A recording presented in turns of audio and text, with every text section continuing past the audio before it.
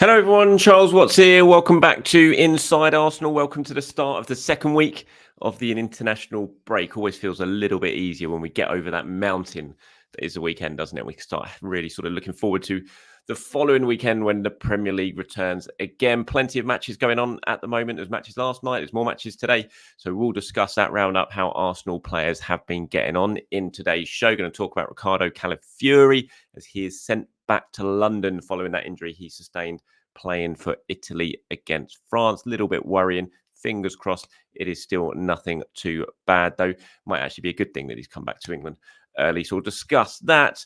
Got some reaction from you guys on what we were talking about yesterday. Roundup, of course, as I said, some of the international action. Really good night for David Raya once again, whose superb start to the season continues. Right, let's get cracking, shall we? We'll start with Riccardo Calafiori. We know he got that nasty injury playing for France. Real freak injury as well. One of those ones that you just look at on the replay and just think, oh my God, how on earth has that happened? You know, nothing to do with the actual action. Ousmane Dembele going over after it under a challenge. Calafiori running back, not even looking. Dembele sort of flips over in midair. His foot comes down, rakes him down the back of the calf. And Calafiori can see he's in a lot of pain. It was a nasty one. Did go off. Didn't take part in Italy's training session at the start on Saturday, I think it was. Or Sunday, I can't remember which day, one of the days of the weekend, wasn't involved in that training session, which was a sign he was certainly going to struggle to play in their game against Israel later today. And now he has come back to England early to carry on his treatment at Arsenal rather than staying in Italy. Now, you know, obviously that sounds a little bit worrying when you hear it like that, but I think ultimately it's a very sensible decision.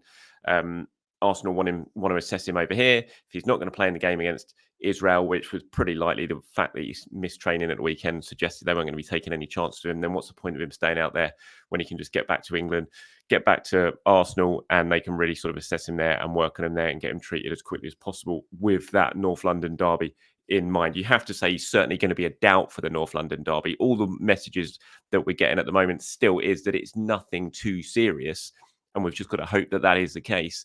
But yeah, you've got to think he's going to be a significant doubt for the North London derby. You wouldn't rule him out just yet, but just the fact he's come home early, he's got this knock, which has made him unavailable for today's game for Italy. Now, what we got 6 days now to North London derby. It's going to be such a high intensity game. Would you throw someone in to that match who's never even started a game for Arsenal before with an injury sort of hanging over him? Probably unlikely. So I think it's definitely going to be Yuri Timber at left back, I would imagine, in that North London derby, which is a nice option to have. Shame for Calafiori. He's picked this injury up just at the wrong time. Again, hopefully it is nothing serious. Hopefully he might even be involved in the squad against Spurs just on the bench. But I was really interested to see if he was going to start this game. I've said it before, of course, but I had a feeling he might have started at Spurs. I thought the game might have suited him. I think his cameos already coming off the bench have shown that he's already ready to make an impact in the Premier League. He looks right at home. He's always making an impact when he comes on. And Mikel always seems to make these changes after the first international break when he's let someone bed in a little bit and then he's thrown him into the starting 11 after this first international break. He's done it with his goalkeepers. And I did just wonder if he was going to do it with Calafiori as well. But potentially this injury is going to rob Arsenal of that opportunity. Let me know your thoughts on that, of course. If, as expected, he is maybe a little bit...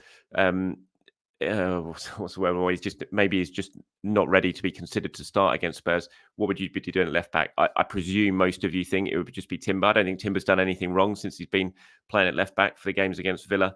All the games, isn't it? And after coming in to replace Zinchenko, I don't think he's not really given us any sign yet of what he's going to offer as an attacking left back, Timber, which I do think is important because I think that role is obviously clearly an attacking role for Arsenal. We've seen it there, but I'm not sure yet. I haven't seen Timber look too comfortable when he has moved into those midfield positions. But against Spurs, when you're going to be under the cosh, which you know you're going to be under pressure there, that you've got to be firm, you've got to be solid defensively. It just feels like a Timber game to me. I'd be very surprised if, say, Zinchenko comes into the starting 11 for that. But let me know your thoughts on it as we really head towards that game at the weekend, who you would be starting in that match. If Calafiori misses out, who's your left back? Timber, Zinchenko, Kivior? I doubt it, that's the choice, but let me know your thoughts in the comments below.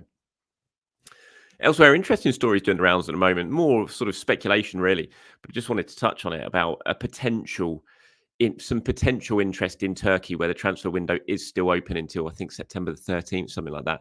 And there's interest from potentially Galatasaray in Jorginho. Now, of course, Jorginho hasn't played a single minute yet this season, which I think is a bit of a surprise. I thought Jorginho was going to play quite a bit. Obviously, we're still very early in the season. I'm sure he will play. And I think he's a key member of the squad. So I don't think there's any way that if this interest materializes into any sort of move from Galatasaray or anywhere else in Turkey for Jorginho, I cannot imagine Arsenal would consider it after the window shut. Very similar to when the offer came in for Leandro Trossard from Saudi Arabia. It's like you'd be mad to accept it. And, Arsenal aren't exactly flush at the moment when it comes to midfielders, with Marino being injured still for several more weeks to come. So I don't see there's anything in this story. But just on Jorginho himself, I mean, I am surprised at the moment that he hasn't really had more of a look in this Premier League season. I think it looked for a time like he was ahead of Thomas Partey in the pecking order as you sort of got towards the final third of last season. I really thought Jorginho was going to be ahead of Thomas Partey, but then Thomas did come back in at the end of the season. He's continued that this season. Arteta's clearly gone with Thomas Partey over Jorginho, and Jorginho's had to settle for basically a place on the bench in his little coaching role that he does from the touchline so well as well. And I'm sure he's going to play. I mean, he'll play against Bolton, I imagine, in the Carabao Cup. I think he'll be really important in some of the Champions League games as well, Jorginho, and the Premier League games. But I think he needs to be used. It definitely needs to be used. I think at his age, the last thing you want is just to not have any sort of minutes in your legs and then be thrown into games. I think it's very important that Jorginho starts to get some minutes. But yeah, in terms of the links that I'm sure you've seen from Galatasaray and anyone else in Turkey, I just cannot imagine that's something Arsenal would consider. It just wouldn't make any sense. A, because the money will be pretty rubbish. No one's going to bid any big money for Jorginho. And B, which is more important, the money. They just don't have the options. They don't have the depth in midfield to be able to cope with someone like Jorginho leaving without being able to bring anyone in. Okay, international roundup wise from yesterday, another really good performance from David Raya. I watched sort of some of the compilations from his performance. Brilliant win for Spain, by the way. 4-1 win at Switzerland. 10 men as well Spain had in that game. Fantastic win for them. But yeah, David Raya in goal again for them, and he was fantastic. He could do nothing with a goal. Made a couple of really smart saves. His handling was superb. His distribution was fantastic. He got a pre-assist for the third goal. I think it was Ruiz's goal, and it was brilliant. Sort of ball out from David Raya down the right hand side that set up maybe to Ferran Torres, who crossed it for Ruiz. But really strong performance. He's been very heavily praised by the Spanish media as well. I was reading all the sort of looking at the player ratings and looking at what they've all said about David Raya, and across the board in the Spanish media, they were really glowing of his performance. And it just adds to this fantastic start to the season that he was enjoying. Obviously, firmly established at Arsenal now as the number one. I think we're just going to see him improve as this season. I've honestly felt we wouldn't see the best of David Raya until Aaron Ramsdale departed, just because of that whole situation. I don't think it helped either keeper. I don't think it helped Aaron Ramsdale when he came in for the few appearances that he got as well, because there was so much spotlight on him. I don't think either keeper were able to play at their very best until one of them went. And obviously Ramsdale's gone now, and I just think Raya's going to go from strength to strength. He feels very comfortable in Arsenal now. You can see the defence trust him. Absolutely trust him.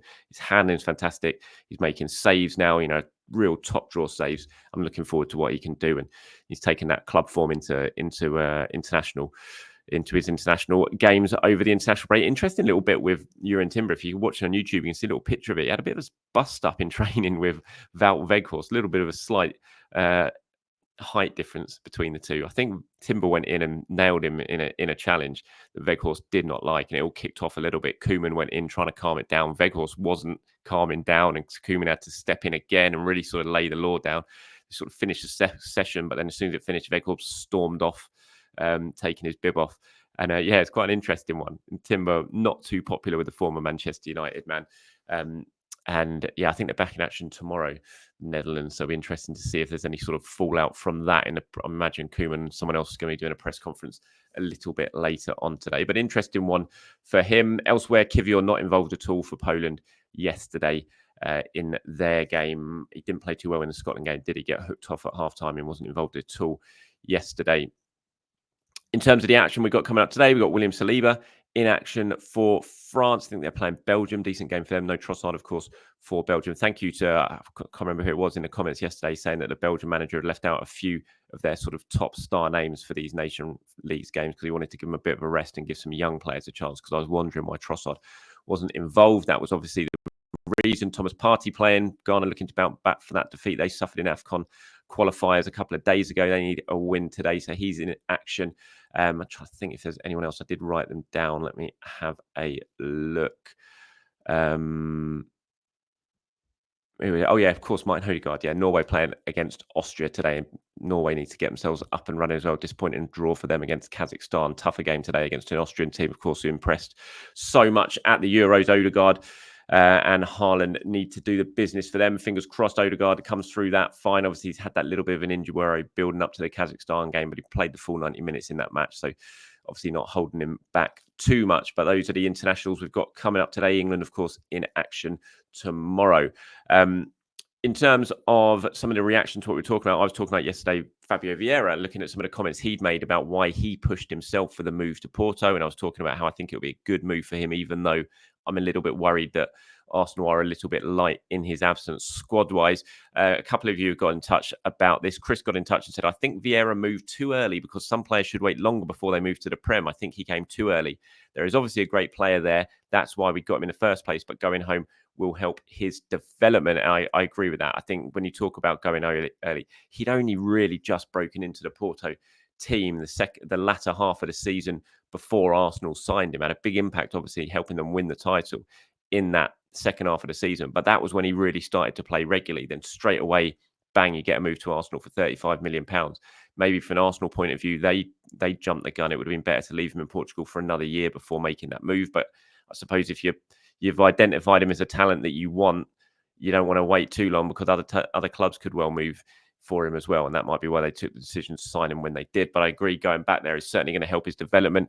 Arsenimo01 says, I recall Aaron Ramsey was loaned back to Cardiff after his broken leg. That was a crucial part of his comeback. Hopefully Fabio can similarly benefit from a return to his old stomping ground. I definitely think he'll come back a more confident player, because I think he'll do well as long as he gets some minutes. And, it's a very... The deal that Arsenal struck with Porto was heavily incentivized for him to get minutes. I mean, they're going to have to pay penalties, Porto, if he doesn't play a certain amount of games and start a certain amount of games as well. And those games, it's pretty high, the number that he needs to start if he's fit. So you would imagine he is going to get lots of minutes and he's going to develop. He's going to get his confidence back. I'm sure he'll play well over there. So I do think it's definitely a good move. I do just have my little reservations, as I've spoken about, in terms of how strong Arsenal's squad is to cope with another player being allowed to go on. Lots of you getting in touch about the sort of Bukayo Saka and the Declan Rice situation, the fact that they both played the full 90 minutes for England against Ireland. Paul says, good morning, Charles. I grow concerned again with the treatment given to our Arsenal boys. Rice and Saka play a full 90 minutes. They've had a busy season, an amazing Euro 2024.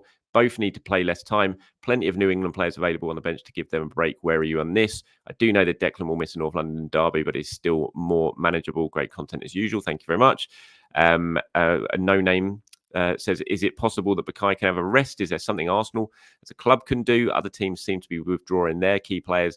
And Singapore 6946 says, if Saka plays the whole 90 minutes for England this week, I'll be fuming. Yeah, I really hope Saka doesn't play the full 90 minutes. I can understand why they both played the game against Ireland, especially with Declan. I think Declan will probably play the full 90 minutes this week as well, because he is not playing in North London derby. And I think Mikel Arteta will be quite happy for him to play the full 90 minutes, to be honest, because he needs to get more minutes. He said it himself. He's basically doing his pre-season now. And I think we've seen that in his performances so far for Arsenal. But he looked much, much better against Ireland. I think if he gets another 90 minutes into his legs on Tuesday night, given he's not going to be playing any football this weekend because of that suspension, I think it'll probably be a good thing. So I can understand Saka playing the full 90 minutes. The Ireland game was a big game for England. Obviously, going over there, it was going to be an intense game because of rivalry and everything else. And Carsley is, he's got a job to try and secure as well. Lee Carsley, he's going to try and play his strongest team, especially in a very tricky away game like that. So I wasn't surprised at all that they played in this one. I look at the Finland game tomorrow, and I think there's your opportunity to potentially give some players a bit of a rest. You look at, there's players like Jared Bowen and people like that, and Morgan Gibbs-White and all those sort of players who you can bring in, that Lee Carsley's included in the squad, that needs some game time. So I would hope that a little bit of common sense comes into his thinking for tomorrow night's game, and he does get a bit of a rest. Bukayo Saka, fingers crossed, but you never know. He always seems to play, doesn't he, Bukayo? So non-stop, we always watch him play 90 minutes, whether it's for Arsenal. Although it hasn't, so far this season, Arteta has been bringing him off.